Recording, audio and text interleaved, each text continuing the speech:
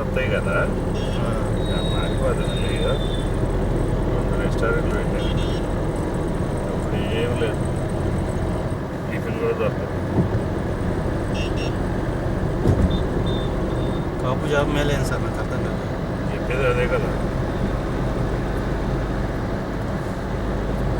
కాపు job Mela పెట్టారు. కాపులు రావాలి, కాపులు. సార్ ఇట్లా మరీ ఇది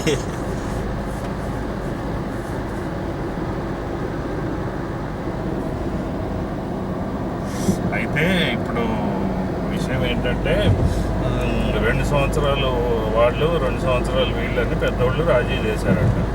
అయితే ఇక ఈ 2 సంవత్సరాలు కూడా ఇవేం పని చేయకుండా, ఏం పనులు కాకుండా, ఫండ్స్ రిలీజ్ కాకుండా ఇంకా వాళ్ళు 10-11 మంది ఉన్నారంట.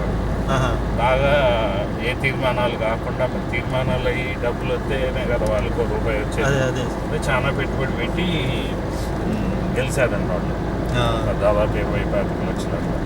ఇది గెలిస్తే ఏమైనా వాళ్ళు అడుగు ముందుకు ఏనీయట్లేదంట. ఒక్క పని కూడా కానీయట్లేదంట. ఏ పనికి అడ్డం తగ్గుతున్నట్ట అవతల వరకు అయిపోయింది.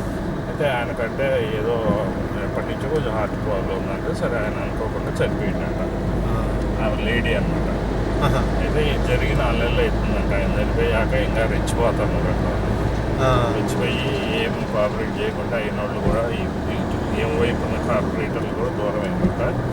ఇంకా 8 లక్షలు అప్పు ఉందంట. అది కట్టలేక ఆమె ఆత్మహత్య చేసుకుంది. ఏం రాజకీయాల్లో నమ్మకం గెలిచినోడికి సుఖం లేదా, ఓడినోడికి సుఖం లేదా, ఏం లాభం? ఇక్కడి నుంచి పెట్టుకోండి.